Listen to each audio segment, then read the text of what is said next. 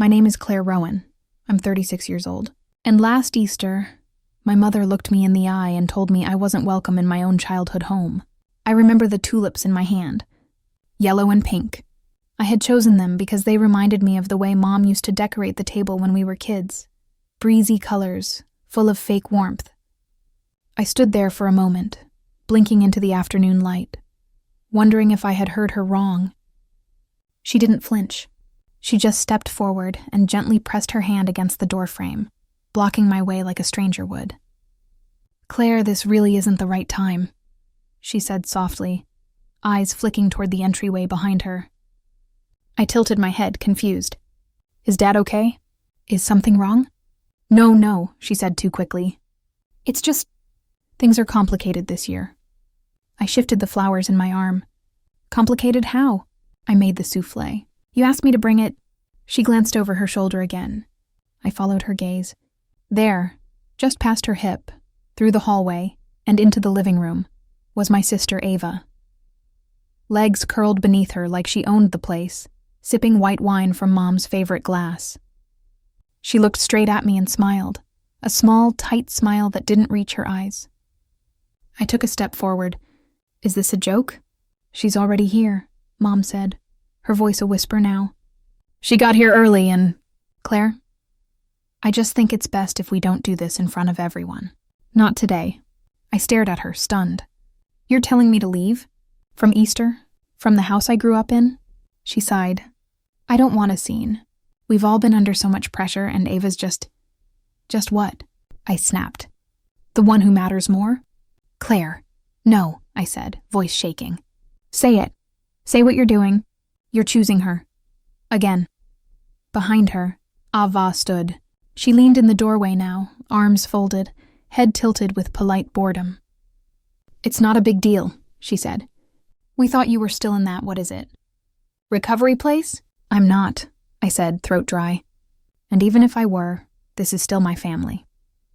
Mom's expression crumpled a little, but she didn't move, didn't let me in. The flowers began to tremble in my arms. "I don't understand," I said. "What did I do that was so unforgivable?" No one answered. A breezy swept across the porch, and I suddenly felt like a guest in my own life. I set the tulips down on the step gently and walked away. The moment I saw Ava in my seat, I knew this wasn't just about dinner.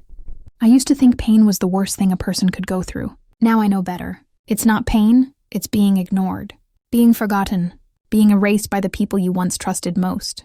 I sat on a bench outside the neighborhood park, the tulips still resting in the crook of my arm like a burden I couldn't put down. I didn't even remember walking there. I think my legs just kept moving after I left the house. My mother's words, "This really isn't the right time," kept replaying in my head like a broken alarm clock, the kind that jolts you awake but never lets you rest. I stared at the playground. 2 little girls were racing toward the swings, all laughter and pink sneakers.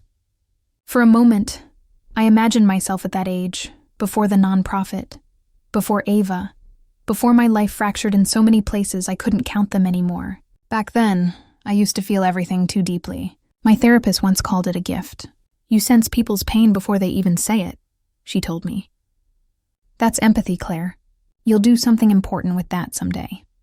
I did. After the breakdown, when my world felt like a pile of ash and nobody wanted to come near me, I started writing. Little blog posts, late at night, mostly to myself. I wrote about trauma, loneliness, shame, about how hard it was to rebuild when your own mind didn't trust you anymore. And to my surprise, people listened. They shared. They responded. Women wrote to me at 3 a.m. from hospital beds and back seats and shelters. That's how the Quiet Rise began. First a blog, then a support forum, then a podcast, and then something bigger. A nonprofit. A movement. I used every penny I had. I gave up dating. I worked while sick. I made videos when I had no makeup on and my voice shook. I did it anyway. I built it from nothing. From my nothing. And somehow I started being seen again. Not just as Claire who had a breakdown, but Claire who helped us through ours.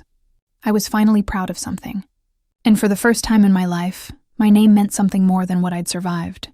So when I saw Ava sitting in my seat, when I saw my mother blocking my entrance like a bouncer at a club I no longer had access to, all I could think was, why now? Why after everything I gave? A breeze rustled the tulips beside me. They'd started to wilt. I traced one petal with my thumb and tried not to cry. It wasn't just dinner they took from me. It was the seed I earned. They say healing is the highest power. I should have remembered power corrupts. The email came at 7:43 a.m. I hadn't slept much the night before. Just lay in bed staring at the ceiling fan, listening to it click with every slow, sad rotation. My phone vibrated on the nightstand, and I grabbed it without thinking. There it was, subject line in bold, urgent, board update, temporary reassignment of executive duties. For a second, I didn't breathe. I just stared at it, blinking. I tapped it open. I don't know what I expected. Maybe a warning, a gentle heads up from someone I trusted, a phone call, a text, something. Instead, it was a cold, formal memo from the board of the Quiet Rise. 6 members, 4 paragraphs, 1 vote. Effective immediately, the board has voted unanimously to enact a temporary reassignment of executive duties due to concerns surrounding recent media appearances and ongoing emotional well-being assessments. I read it 3 times. I couldn't move. Unanimous, the word echoed. That meant Monica, too. No, it couldn't. She'd never. My eyes darted down the list of names. No. Monica's name wasn't there. Neither was Sophia's. Only the 6 new ones Ava helped bring on 6 months ago, all shiny resumes and LinkedIn smiles. The ones I'd reluctantly approved to make the board more modern. I gripped the phone tighter. My vision blurred. Attached was a PDF outlining the temporary reassignment. Ava would be acting in my stead, only until Claire feels better and re-engages with the public in a manner reflective of the brand's values. I wanted to scream. Instead, I sat there in bed, covers around my knees, the quiet pressing in from every side. My ears rang. The thing no one tells you about betrayal is that it's not always loud. Sometimes it comes in an email, a subject line, a paragraph someone else wrote about your own life, a stranger's voice using your name like a problem that needs fixing. I pulled up the group text I had with the original founding members. It had been silent for weeks, but maybe someone knew something. I typed, "Did anyone know about this vote?" I watched the message delivered. Read. No one replied. My stomach turned. I put the phone down and wrapped my arms around myself like I was trying to keep my bones from collapsing. Ava hadn't just taken my seat at Easter. She'd taken my seat at the table I built with my own hands, all while smiling. I imagined her reading the same email, sipping coffee in my office, wearing one of her sharp blazers, acting like she earned it. My throat burned. I kept hearing the words, "Only until Claire feels better." Better from what? From being lied to? From being erased? I wiped my eyes with the sleeve of my hoodie. I wasn't ready to talk. Not yet. But I was starting to see just how far this had gone. Funny how quickly support becomes a signature on a removal letter. It was supposed to be mine. That award. That moment. That podium. When they first called to say I'd been nominated for the Women's Impact Humanitarian Award, I didn't even believe them. I asked the woman on the other end to repeat herself 3 times before I finally let the words settle into my chest. And now? Now I was watching Ava's name scroll across the bottom of a morning talk show while I poured cold coffee into the sink. Ava Rowan to accept the National Humanitarian Award on behalf of the Quiet Rise, the banner said, as if that were the most natural sentence in the world. As if I didn't still wake up every morning and check the nonprofit's inbox like a phantom limb. I stood frozen in my kitchen, the smell of burnt toast in the air, my eyes locked on the screen. Ava's face filled the frame. She was laughing, modest and glowing in a blush pink blazer. My blazer. One she had borrowed last fall for a panel I couldn't make. She looked straight into the camera and said, "This award isn't about any one person. It's about all the survivors we've supported through the Quiet Rise. I'm just honored to carry the message forward." Carry it? She hijacked it. I dropped the coffee mug back onto the counter too hard. It cracked. A small fracture down the middle, like a hairline break in bone. I stared at it for a moment, dazed. The ceremony was in 2 days. They'd booked the same downtown ballroom where I hosted our very first gala. The one where I stood shaking behind the mic, reading my story from a trembling sheet of paper because my voice kept failing. That night, Ava had been in the front row, grinning, clapping, holding my hand afterward like she meant it. She hadn't built that moment. She hadn't built any of it. I had stayed up nights answering emails from women who were afraid to leave abusive homes. I had begged venues for discounted rates, I had bartered with interns for graphics and social posts. I had cried in bathrooms between interviews and wiped my face dry before stepping on stage. I bled for that work. And now Ava would stand under the lights and smile like the hero while I watched from behind a locked door, labeled unstable, temporarily reassigned, in recovery.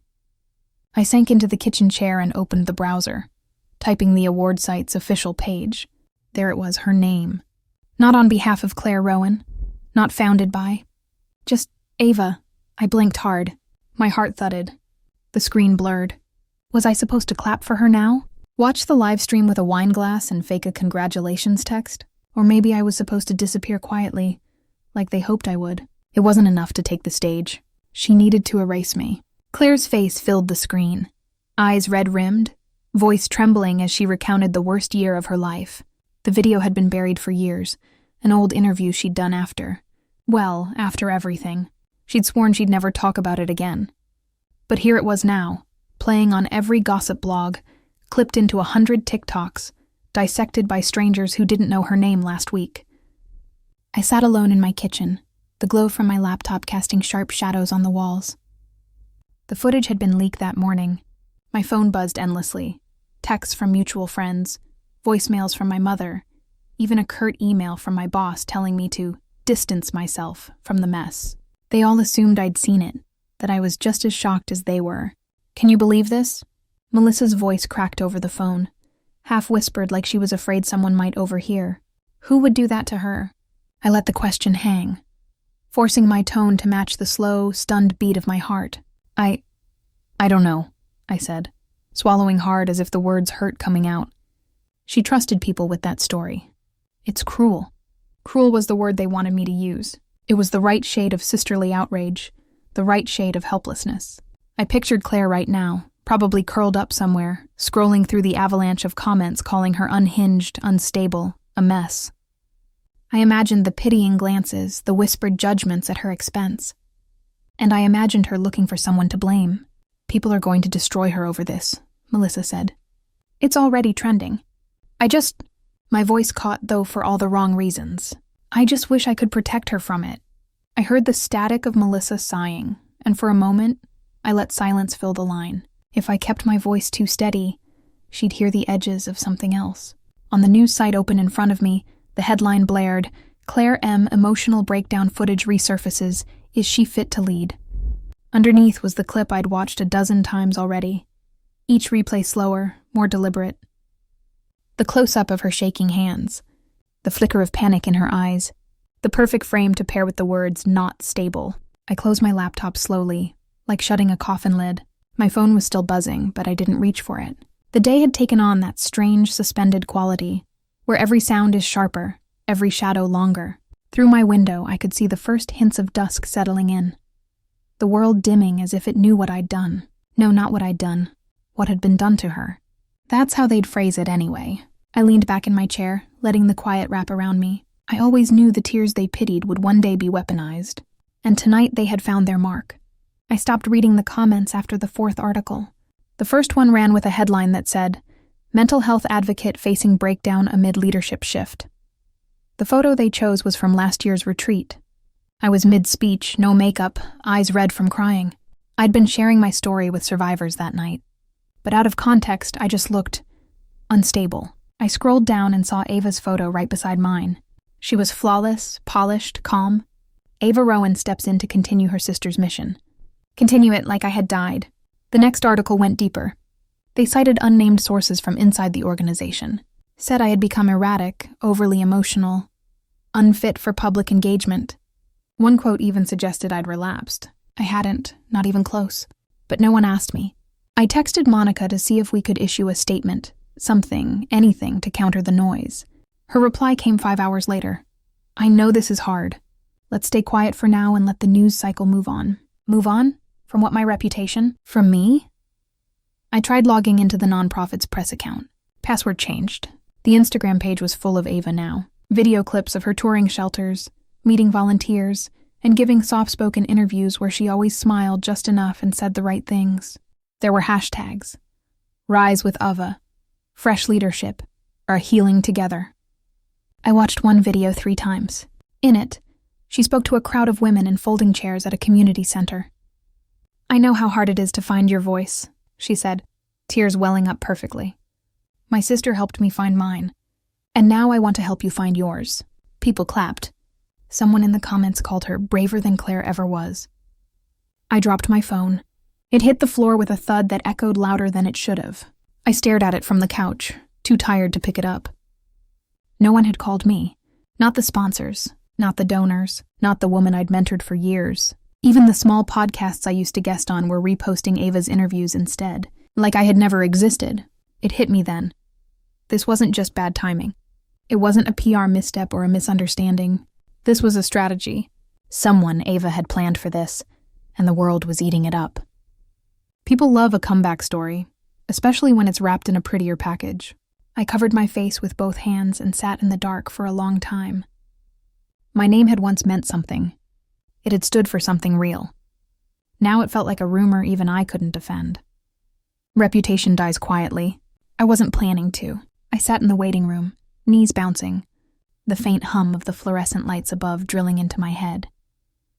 Dr. Levin had been my parents' friend for years, the kind of man who brought wine to family dinners and remembered everyone's birthdays. I thought seeing him today would be simple, routine. But when he called me in, his smile didn't reach his eyes. "Claire, please, have a seat," he said softly, like I might shatter if he spoke too loudly. Something in my chest tightened. "Is something wrong?" He hesitated, folding his hands over the file in front of him. My name was scrawled across the tab in bold marker. "I've been reviewing some concerns your parents brought to me." I laughed nervously. "Concerns? About what?" His gaze flickered away. "About your mental stability." The room tilted. "What?" "Claire, they've noticed changes in your behavior, erratic moods, forgetfulness, and difficulty coping with stress." He slid a sheet of paper toward me, covered in words that blurred before I could focus. "After careful consideration, I believe it would be best to step back from certain responsibilities until we can get you proper help." My throat closed. "Step back? From what? My life?" "It's temporary. Just to ensure you don't hurt yourself or others." The words slammed into me like a fist. My hands shook as I pushed the paper away. "This isn't true. You know me. You've known me for years.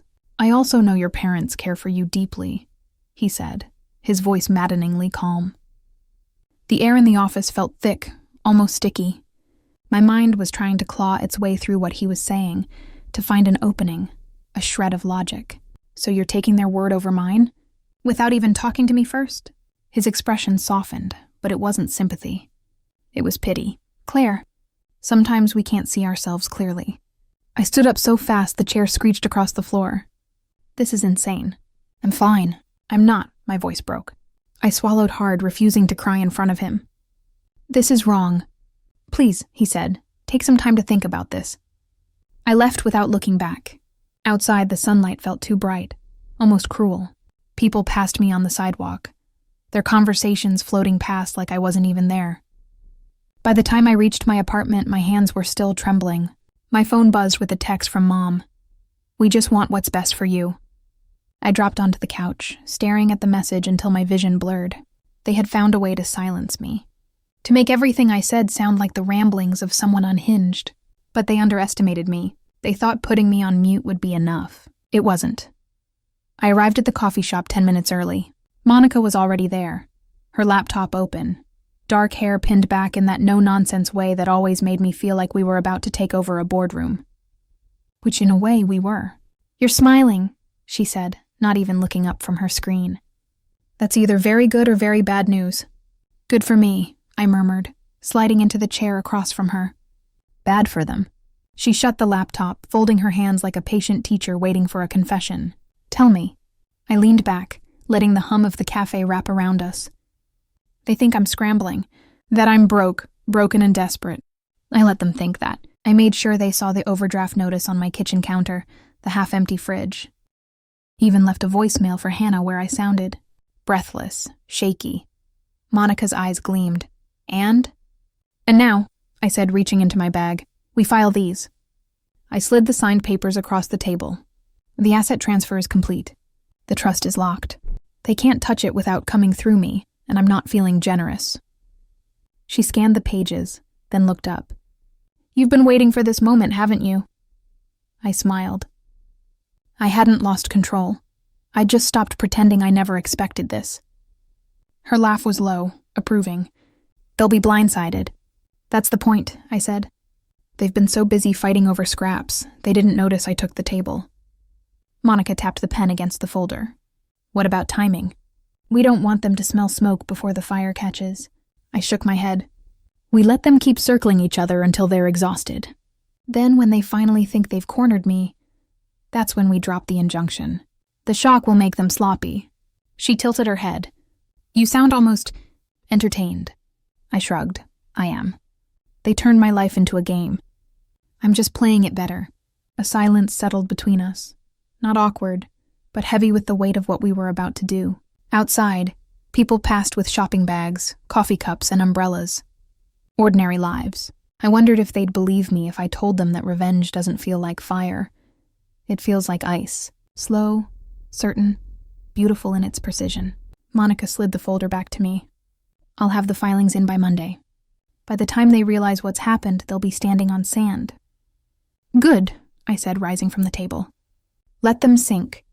As I stepped out into the cool air, my phone buzzed with Anna's name flashing on the screen. I didn't answer, not yet. I wanted her to stew in whatever version of the story she thought she was living. By the time she learned the truth, there'd be nothing left for her to take. They were so sure they'd won. From the hallway, I heard the clatter of keyboards, the excited murmurs. Martin's voice carried above the rest. "Got it. Every file she's been hiding, downloaded." I leaned against the doorframe, arms crossed, and let them bask in their stolen triumph. The office smelled faintly of burnt coffee and desperation. "You found the archive?" I asked, my tone flat but curious, the way a neighbor might ask about the weather. He spun his laptop toward me.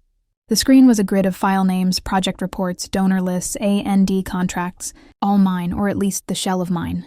"That's everything?" I stepped closer, letting my eyes widen just enough. "Every last bit," he said, smirking. "Guess you're not so untouchable after all." I smiled faintly, but it wasn't for him. It was for me. Months ago, I'd switched the nonprofit's entire data structure to a private, encrypted server. The files they'd just stolen were ghosts, blank pages in expensive folders. The encryption wasn't something you cracked with a weekend of guesswork. It was the kind that laughed at you while you tried. Even if they somehow got through the outer layer, they'd find nothing but strings of meaningless characters. Across the room, Jenna tapped a key, frowning. Martin, why do all these open like this?" She turned the screen toward him. Random letters and symbols filled the document, dense, unreadable chaos. "It's probably just a formatting thing," he muttered, but the wobble in his voice betrayed him. He tried another file. Same result. Another. Same. I kept my face neutral, though inside I savored each flicker of their frustration. "Maybe the system didn't copyright," I suggested. Martin shot me a glare. "Nice try. We'll figure it out." Jenna bit her lip, closing the laptop like it had betrayed her. "If the encryption's server-side, we'd need access keys. Maybe—" "You're overcomplicating it," Martin snapped, but his bravado was thinning fast. I straightened, letting the silence stretch. They didn't realize it yet, but the war was already over. They had my car, sure, but not the engine. And without that, all they had was dead weight. "Anyway," I said lightly, turning toward the door, "I should let you two figure it out." Behind me, I heard Martin hiss, "How the hell did us—" The rest was lost under the sound of my heels on the linoleum. They would waste days, maybe weeks, tearing through gibberish. Every hour they sank into decoding would be an hour I spent moving the next piece of my plan forward. And that was the beauty of it. No confrontation, no fireworks. Just the slow, dawning realization that they'd been chasing shadows from the start. Let them steal the car. I'd already taken the engine. I wasn't vanishing. I was studying my enemies. They thought silence meant defeat.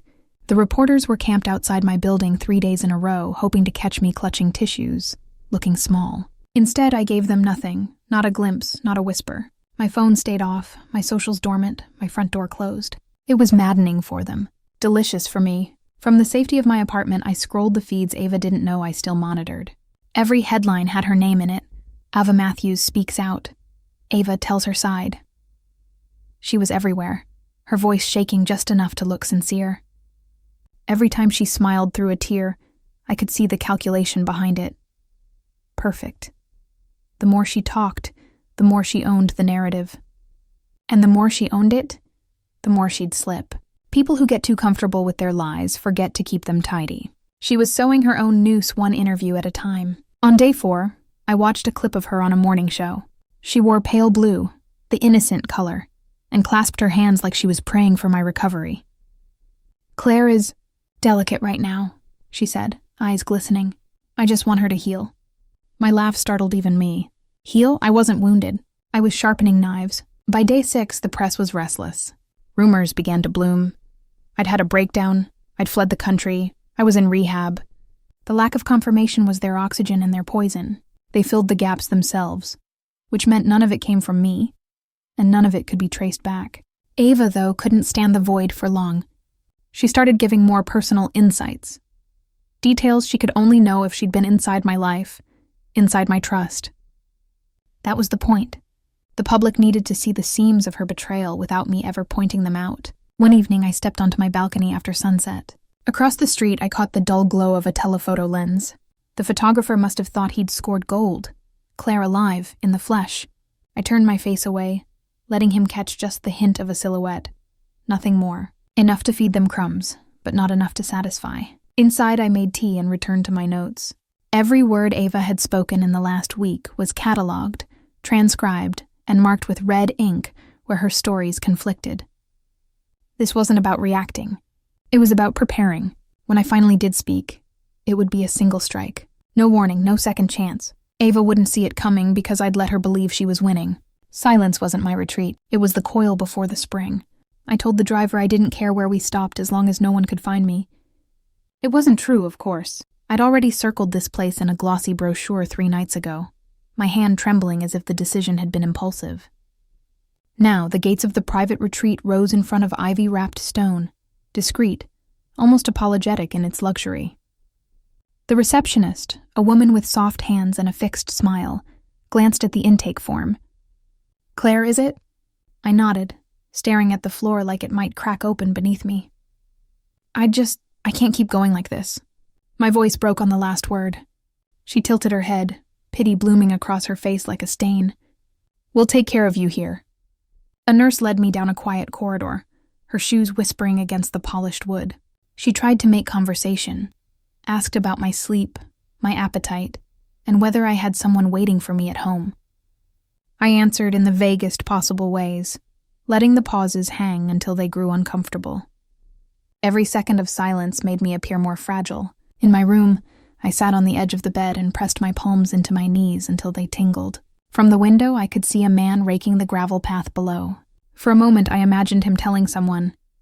She arrived looking like she'd been hollowed out. That's what I wanted them to think. Dinner was in a communal dining hall, soft lighting, quiet clinking of cutlery. I took the seat farthest from the door. The woman beside me introduced herself as Lorna. Her hands shook as she buttered her bread. "You knew?" she asked. "Yeah," I said, barely above a whisper. "Needed. Somewhere safe." Lorna nodded like she understood exactly what safe meant. Her gaze drifted to the bruised skin under my sleeve. I let her see it. Later, during group therapy, the counselor asked if anyone wanted to share why they'd come. My throat closed. I made them wait until my silence felt heavy enough, then said, "People I trusted. They weren't who I thought they were. I feel like I've been erased." The room was still. I kept my eyes fixed on the carpet, tracing the weave until it blurred. By lights out, word had already spread. Whispers in the hallway. The counselor's too gentle knock asking if I needed tea. They thought I was fragile enough to break. I lay in bed, listening to the wind through the trees, my pulse steady despite the performance I'd given all day. They watched me fall. They never noticed the net I built before I jumped. The pen stops mid-sentence. I closed the notebook gently, the weight of its pages settling into my palm like an oath. Months of planning, coded lists, false leads, and delicate manipulations, all catalogued between its covers. I set it down on the vanity table, where it catches the warm lamplight. It almost looks harmless. Almost. I slipped my feet into the black heels I bought 3 weeks ago, elegant enough to pass as fashion, sharp enough in spirit to pass as armor. The sound they make on the hardwood is deliberate, measured clicks like a countdown. The mirror catches me and I pause. My reflection stares back with eyes lined in kohl, lips painted a deep red that has nothing to do with seduction. War paint. My war. I've been ready since the day they tried to take what was mine. I murmur to my reflection. The voice is calm, steady. Let's burn this down. It's not a metaphor. On the dresser beside me, the invitations for tomorrow's ceremony sit neatly stacked. The gold foil lettering is pristine. No smudges, no fingerprints. They think it's going to be a night of toasts and reconciliations. A celebration wrapped in civility. The truth is, tomorrow is the execution date. I just haven't told them whose. I open the second drawer, retrieving the small velvet box. Inside is the hairpin, an antique silver, studded with garnet. The perfect accessory for the dress, and the perfect delivery system for what I've prepared. It gleams in the light, innocent to anyone who doesn't know what I've hidden inside the hollowed stem. My phone buzzes. A text from Emma. Everything's set for tomorrow. You sure you want to go through with it? I type back one word. Absolutely. Emma doesn't know the full extent of the plan. No one does. It's safer that way. People break under pressure, and tomorrow will bring pressure in spades. The clock on the wall ticks past 11. I picture them in their rooms right now. The people who thought they could strip me of my life's work, erase me, replace me. Maybe they're rehearsing speeches. Maybe they're smugly convinced the night will cement their victory. I almost feel sorry for them. Almost. In the kitchen, I pour a glass of red wine. The first sip is smooth, warming, grounding me in the moment. Tomorrow I won't drink. I'll need my head clear, my instincts sharp. Every move has to be precise. I glance at the notebook again, then slide it into the false bottom of my suitcase. If anyone snoops tonight, they'll find nothing but silk and lace. The night air outside is still, almost too still. A calm before a storm that only I can see coming. I finish the wine and place the glass in the sink, careful not to leave a ring on the counter. Tomorrow, there will be no trace of hesitation. Only action, and when the clock strikes midnight tomorrow, they'll know exactly whose ceremony it really was. I've learned something about secrets. They only have value when you control the timing of their release. Tonight, the clock is mine. The ballroom outside my suite is already glittering with rehearsals, sequined gowns brushing against champagne flutes, and nervous publicists whispering into earpieces. In less than 4 hours, the award show begins. In less than 1, the first headline will detonate. I open my laptop. The files sit in a neat folder, their names an unassuming string of numbers. Each one is a dagger, financial ledgers, private messages, and photographs that could ruin reputations in seconds. People think I'm a victim of this crowd, the poor woman they tried to crush. That illusion has been my greatest camouflage. The encryption key is a sentence I've been waiting years to type. I enter it and the folder blooms open. A knock at the door. Amelia? You ready for hair and makeup? It's Josie, the show's coordinator. She's smiling, oblivious. Give me 10 minutes, I say, pushing my voice into something light and nervous. Just finishing a few emails. She leaves. I click upload. The progress bar crawls, and I feel my pulse sync with it. The files are headed to 3 destinations. An independent journalist in New York, a blogger with nothing to lose, and a streaming service that's been chasing this story for years. I built redundancy into the plan. If one folds under pressure, the others will still run it. While the bar climbs, I rehearse the mask I'll wear when the chaos hits. A little trembling in my hands, a glassy, stunned stare, just enough for them to believe I'm collateral damage, not the architect. A message pings from the journalist. Received. Verifying now. Outside, applause bursts for someone finishing a rehearsal. I imagine the applause evaporating, replaced by gasps when the hosts get the breaking news in their earpieces. The speeches they've prepared will taste like ash in their mouths. The second ping, publishing in 45 minutes. I lean back, letting the hum of the hotel's air conditioning fill the silence. I think of the nights I lay awake replaying their betrayals, the endless PR spin they used to paint me as unstable, untrustworthy. They thought they'd buried me. They didn't realize I'd learned to breathe underground. My phone buzzes, a text from one of them, all caps. Where did you get this? I don't reply. Instead, I send the final email, an anonymous tip to the award show's social media manager with a link to the first breaking article. By the time they see me walk the red carpet, the damage will be irreversible. I close the laptop, smooth my dress, and stand in front of the mirror. The reflection that looks back isn't a victim. It's a storm. Outside, Josie knocks again. "They're ready for you." I smile, coming. Because you can't delete the truth once you hit send. They launched a rebrand. Pity they didn't own it. The words taste better than champagne. I swirl them in my head as I step into the conference room, where the air is thick with self-satisfaction. Claire sits at the far end, framed by the city skyline like some benevolent queen. My ex-husband, Daniel, is at her side, pretending to take notes, but his eyes flick between us like he's watching a tennis match he already knows he'll lose. I smooth my blouse, every inch of me composed. "Congratulations on the launch," I say, letting my voice carry the exact level of polite disinterest that makes people uneasy. Claire smiles, not warmly. "It's been quite a journey, but the team's pulled through." "Of course," I nod. I saw the press release. "Very sleek, very ambitious." She tilts her head, reading me. "And you're here because—" "I thought I'd return something that belongs to you," I say, sliding a manila envelope across the glossy table. The motion is deliberate, unhurried. I want her pulse to quicken before her mind does. Claire's manicured nails pick at the seal. She pulls out the paperwork, eyes darting over the legal header. Then they freeze. Her mouth tightens. "This is a trademark certificate." "Yes." I fold my hands neatly in my lap. "Filed 7 months ago. Covers your new brand name, logo, and all derivative uses. You'll notice it's under my name." Daniel shifts uncomfortably beside her. "Ava, you can't." "I can," I say softly. And I did. Claire sets the papers down slowly, as if they might bite her. "You waited until after the launch to mention this?" I smile, not sweetly. Timing is everything. Silence thickens between us, heavy and electric. I can almost hear the mental math she's doing. The cost of rebranding again, the embarrassment of retracting announcements, the leverage I now hold. "You think this gives you power?" she finally says. I lean forward just enough for my voice to land like a whisper and a slap at the same time. "It doesn't give me power. It takes yours." Her nostrils flare, but she masks it quickly. "We can negotiate." "Oh, we will," I say, rising to leave. "But on my terms." I head toward the door, heels clicking a rhythm that feels like a countdown. At the threshold, I glance back. Claire is still staring at the papers, the shape of defeat flickering behind her eyes. Daniel won't meet my gaze. Outside, the elevator doors close around me, and I let the satisfaction bloom fully now that no one can see.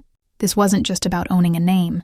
It was about reminding them both of me, that I've been 10 steps ahead since the day they thought they'd erased me. And this is only the opening move.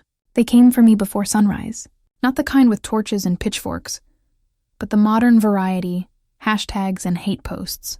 By the time I made coffee, 3 sponsorships had respectfully withdrawn. By mid-morning, my follower count was free-falling like a bird shot mid-flight. Screenshots of my lies were everywhere. People who once called me inspirational were now crafting threads about how they always knew something was off. Perfect. I scrolled through the chaos with one hand while buttering toast with the other. The comments were vicious, creative, and even. Ava's a manipulator. She built her brand on tragedy and stolen sympathy. Unfollow before she cons you too. They thought they were dismantling me. In truth, they were giving me exactly what I needed. Distance. People forget that an audience is a liability when you're about to move in the dark. Visibility is a weakness. Now every ex-follower was a witness that I had lost everything, which meant no one would suspect what I still had tucked away. The real treasure wasn't in the followers or the brand deals. It was in the contracts, the names, the files I'd been collecting for months. The empire I was building didn't need likes. It needed leverage, and I had it, stacked neatly in an encrypted drive no troll could touch. By early afternoon, my phone wouldn't stop buzzing with concerned calls from people I hadn't heard from in years. I let most go to voicemail, but answered one. "God, Ava, are you okay?" A syrupy voice. "Jenna, always the opportunist. I'm holding up," I said softly, giving her the quiver she expected. "I mean, the things they're saying. You can't come back from this." "I know," I whispered, staring out the window where the rain streaked the glass like quiet applause. "But maybe it's time I stopped trying." There was a pause, then the hook I knew was coming. "If you ever need help, just tell me. We could work something out." I smiled, small, unseen. Jenna didn't want to help. She wanted a piece of whatever scraps I had left, which was perfect, because the next stage of my plan required someone exactly like her. By nightfall, the outrage had doubled, and I was trending in 3 countries for all the wrong reasons. My lawyer texted, "Stay quiet. Don't feed the fire." If only he knew that feeding the fire was the point. I closed my laptop, the glow fading from my face. The noise outside was deafening, digital pitchforks clashing in a war they thought they were winning. But in the shadows of my empty notification feed, the scaffolding of my real empire was almost ready. You can't build an empire on someone else's ashes, but you can on your own, if you set the fire yourself. The ballroom lights were merciless, hot, bright, and exposing. Perfect. I could feel the weight of every gaze on me as I crossed to the stage, each heel click a metronome of inevitability. The microphone was cool in my hand, my reflection caught in its chrome curve. Calm eyes, a faint smile. My pulse, steady. "Good evening," I said, my voice wrapping around the room like silk. "I know why you're all here." A ripple of curiosity ran through the crowd. Some leaned forward, others folded their arms as if bracing for impact. Out of the corner of my eye, the doors opened. And there she was, Clary, perfectly timed, hair swept up, satin gown cutting like glass under the chandeliers. She looked every bit the reigning queen she thought she was. And yet, she hesitated. That 1-second pause told me she felt it too. The shift. She made her way toward me, smile too tight, eyes darting between the audience and me. I let her have her entrance. Let her believe she still had power. When she reached the foot of the stage, I lowered my voice just enough for the front row to lean in. "I didn't come to beg for my place," I said, letting the silence stretch until you could almost hear the tension hum. "I came to take it back." The room inhaled as one. Claire laughed, a brittle, defensive sound. "You really think—" "Oh, I don't think," I cut in. "I know." My tone wasn't sharp. It was absolute. That's what unnerves people most. Certainty without the noise of anger. I could see her rehearsed speech unraveling behind her eyes. She'd expected a trembling version of me, not this unshakable clarity. She hadn't realized that the last 3 weeks had been a chess game, and she was already in check. "I have the proof," I said, raising a small black folder in my hand. I didn't open it, no need. The threat was enough. Your deals, your signatures, your little betrayals, every thread leads back to you. And now, so will every headline. The audience was still, waiting for her to deny it, but she didn't. She glanced at the folder like it were radioactive. She tried to recover. "You wouldn't. I already have," I said, and I let the pause sink deep, like a hook finding bone. I didn't need to win the room in one speech. I'd already planted the doubt. Doubt grows faster than truth, and I'd been watering it for weeks. Claire's hand trembled as she reached for the mic. But before she could speak, I stepped back, offering it to her like a dare. "Your turn," I said, meeting her eyes. "Tell them your version." And the beauty was, I knew she wouldn't. The silence that followed wasn't empty. It was the sound of power shifting.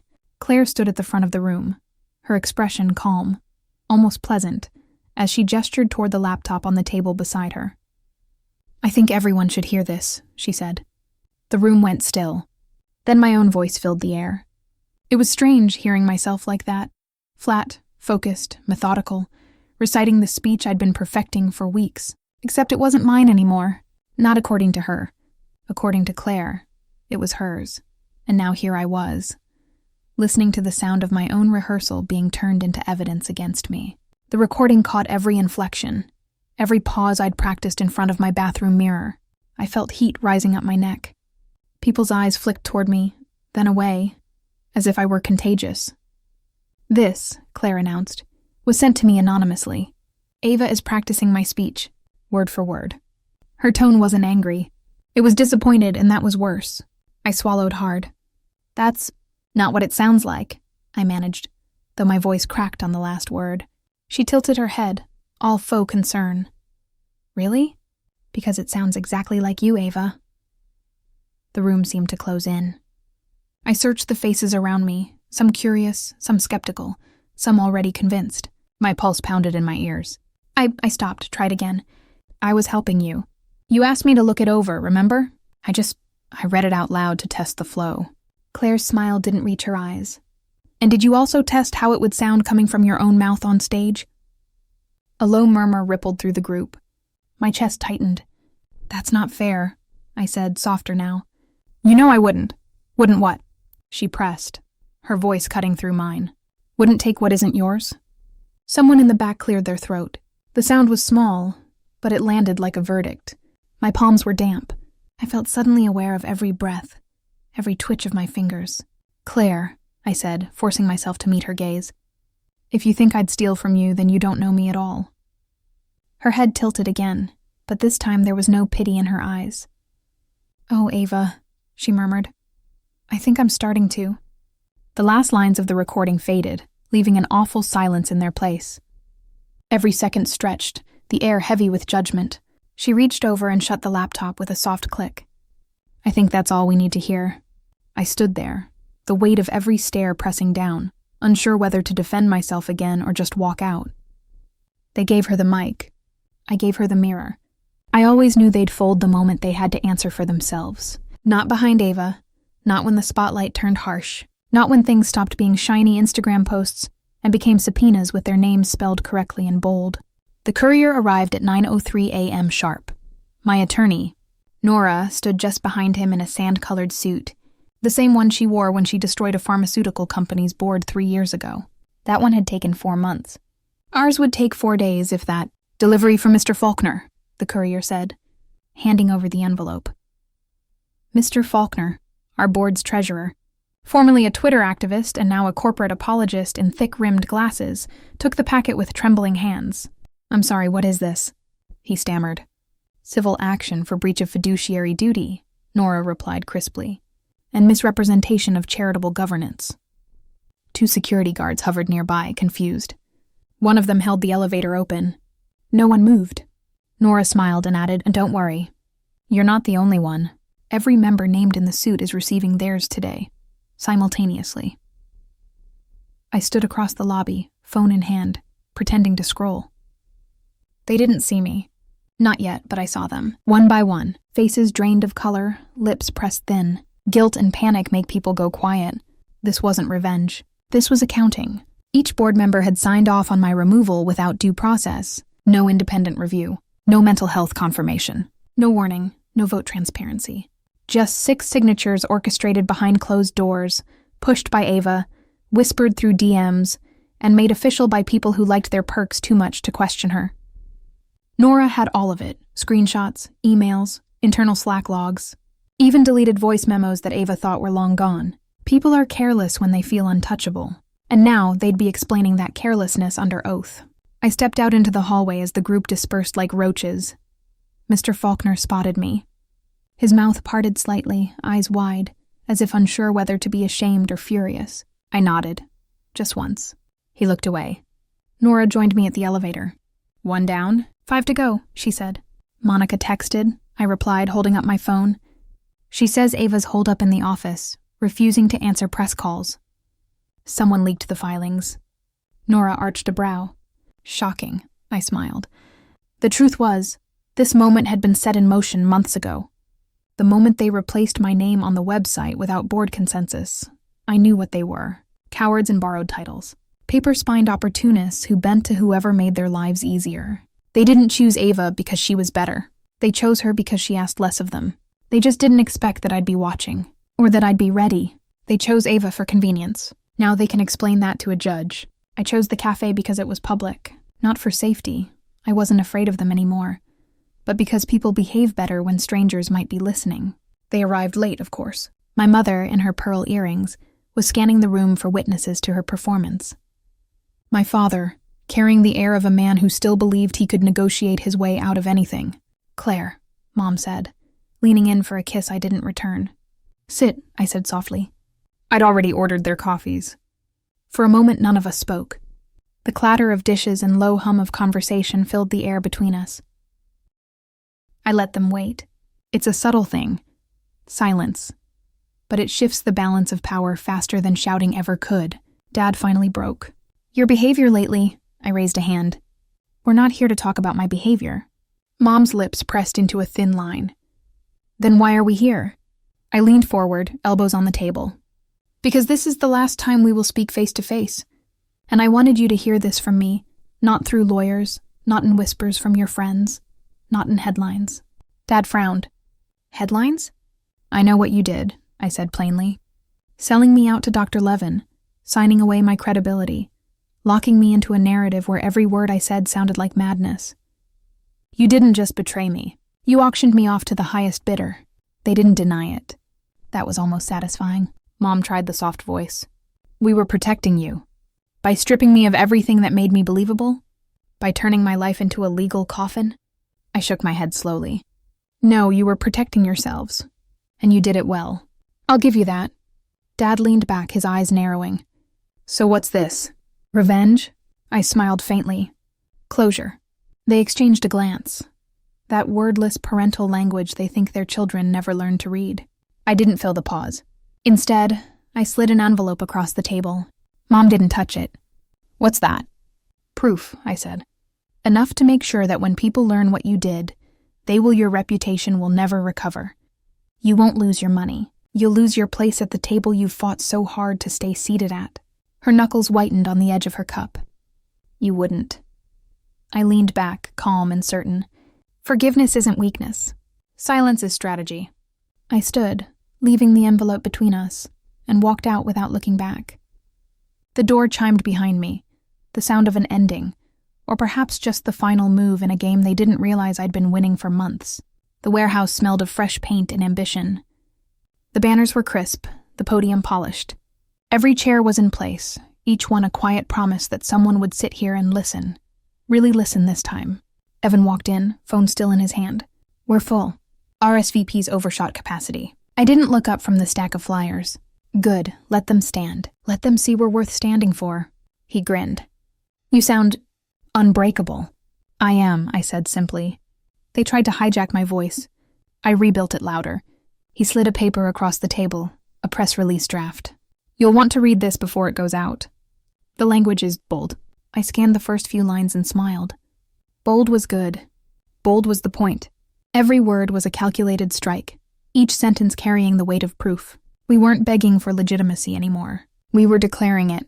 Send it, I said. And make sure the journalists who doubted us get front row seats. Evan hesitated. You're not worried they'll twist the story again? They can try, I said, meeting his gaze. But this time we own the cameras. We own the narrative. Every clip they cut will still carry our message. We've made it hijack-proof.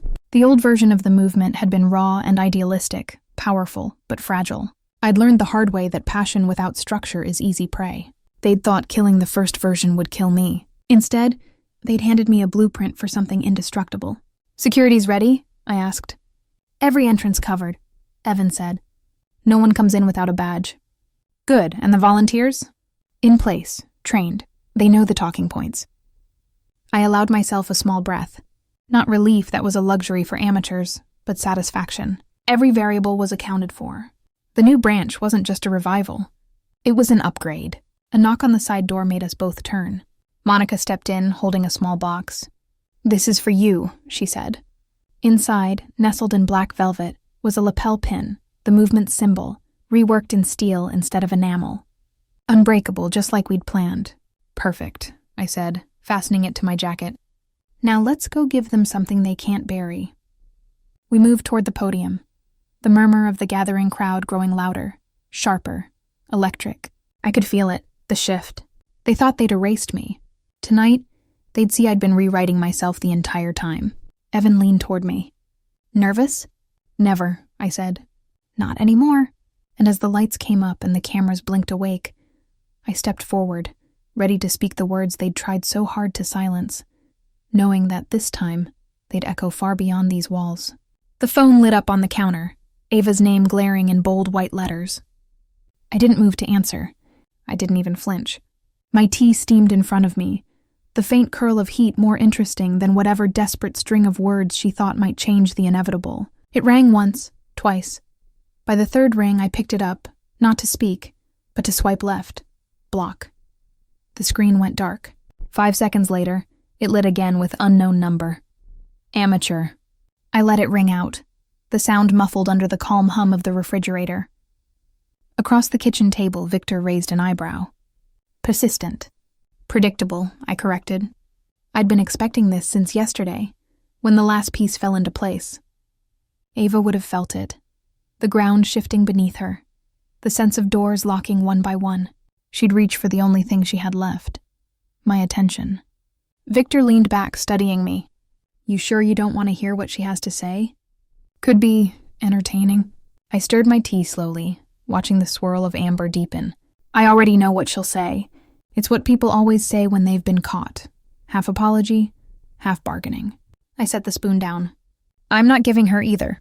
The phone lit again, the same masked number. This time I picked it up, held it in my hand until the final ring choked into silence, then pressed the block option again. Feels good? Victor asked. I smiled faintly. It's not about feeling good. It's about ending it the right way. I thought about the weeks she'd spent circling me, trying to chip away at my control. The fake reconciliations, the sudden bursts of rage, the shameless attempts to rewrite history. Ava didn't understand that closure isn't granted by the one who hurt you. It's claimed by the one who's done with them. And I was done. Victor tapped the table. So that's it? No grand confrontation? There's nothing left to confront, I said. She's already standing in the ruins. She just hasn't noticed the smoke yet. Another call buzzed, this one from a number I didn't recognize. New city code. Ava must have begged someone else to let her use their phone. I didn't block this one immediately. Instead, I let it ring while I looked out the window, at the thin strip of sky over the neighboring rooftops. I let it go to voicemail. Seconds later, the icon blinked. One new message. I didn't listen. Deleted it without opening. Some endings require a final word. Others require silence. Ava would scream into the void for a while, pounding on a door that wasn't locked. It just didn't lead anywhere anymore. My tea had cooled to the perfect temperature. I took a slow sip and set the cup down. Closure isn't a conversation. It's a decision. When the liars confess, you've already won. I spotted the video by accident, or that's how I'll tell it if anyone asks. In truth, I'd been waiting for it, refreshing Ava's feed between sips of coffee. The thumbnail froze her mid-sob, mascara streaking like black rivers. She'd chosen soft lighting, probably hoping it would make her look fragile instead of fraudulent. I pressed play. Her voice trembled. I never meant for things to go this far. She sniffled, the kind of sniffle that leaves just enough silence for viewers to lean closer. Claire, if you're watching this, I'm sorry. Sorry. The word landed with all the weight of a tissue. Behind her, I noticed the framed awards she'd always angled toward the camera, reminders of her rise, built in part on what she took from me. She kept wringing her hands, repeating that she'd been confused and pressured. She even blamed bad advice from people around her. Classic Ava, spread the guilt like butter so it never sticks to her. I let the video play twice. The first time, to catch every word. The second, to study her eyes. They darted sideways every time she reached a line that mattered. Truth has a way of avoiding eye contact. My phone buzzed with texts from people who still believe the public performance mattered. Are you going to respond? She's trying, Claire. This is your chance to make peace. Peace was never the point. I muted the chat, slid my notebook closer, and jotted down her phrasing. Every never meant, every misunderstood, every I thought we were in this together. They weren't apologies. They were positioning statements. Damage control dressed in tears. Halfway through, Ava covered her face with her hands. The camera stayed rolling. It was supposed to look raw, but I could see the outline of the script reflected in the glass cabinet beside her. She'd rehearsed this. Every quiver. She didn't know it yet, but this was exactly what I'd been waiting for. Her own mouth, caught on record, admitting enough to fracture the image she'd worked so hard to protect.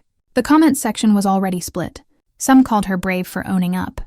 Others picked apart her inconsistencies. The seeds were sprouting faster than I'd expected. I sat back, letting the quiet fill the room. Outside, the city was winding down, windows lighting up one by one. I imagined her across town, hitting upload, then curling up with the false comfort of thinking she'd done the right thing. Let her rest. Tomorrow, the next move begins. And this time it won't be in my hand, so it will be in hers, without her even realizing it. She'll pull the thread herself.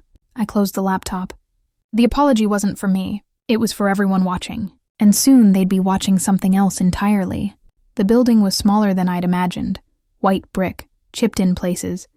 But the kind of wear that spoke of resilience, not neglect. A hand-painted sign arched over the doorway. the Willow House School for Survivors. When I stepped inside, the air was warm with the scent of paper and crayons. Children's laughter echoed faintly down the corridor, high-pitched and unguarded. It was the kind of sound you couldn't fake. A woman with kind eyes and streaks of silver in her hair approached. "Claire?" she asked, her voice careful, reverent. "Yes," I held her gaze. No more looking at the floor. No more shrinking to fit other people's expectations. She smiled like she'd been waiting years for this moment. "They've been talking about you for weeks. You're an example to them." Her choice of words caught me, for example. Not a cautionary tale, not a warning whispered in the dark. We walked into a small assembly room. Chairs scraped.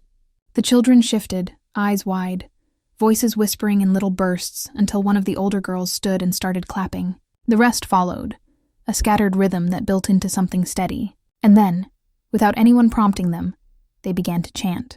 "Claire, Claire, Claire." It hit me differently than I'd expected. Once my name had been a blade in other people's mouths, something they used to slice my reputation to ribbons. Today, it was stitched back together in voices that didn't know the details, only the truth that mattered. I stepped forward. "I know why you're here," I said. My voice carried easily in the room, not because I forced it, but because I no longer needed permission to speak. "I know what it's like to have people try to erase you, to tell you that you imagined it, that you broke yourself." Heads nodded. A few eyes glistened. "I didn't come here to tell you it gets better," I continued.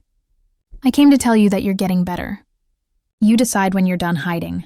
And when you do," I let the pause linger, feeling the weight of their attention. "You don't just step back into the light. You bring it with you." A boy in the front row, who couldn't have been older than 12, raised his hand. "Did you win?" The corner of my mouth lifted. Winning looks different for everyone. For me, standing here means I already did.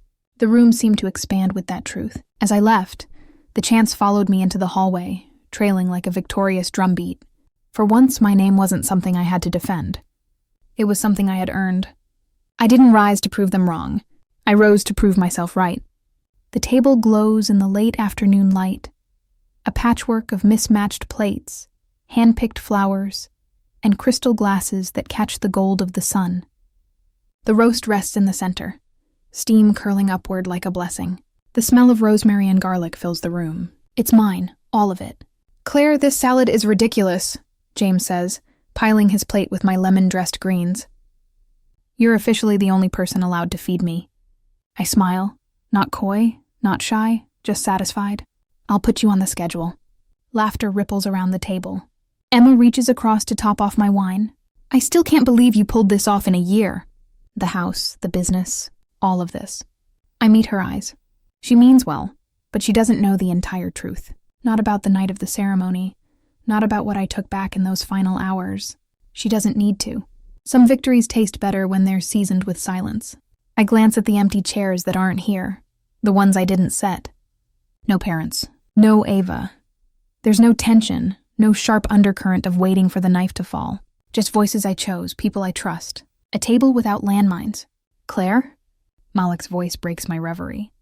"Are you going to make your toast? Or do we just start eating before I starve?" I lift my glass.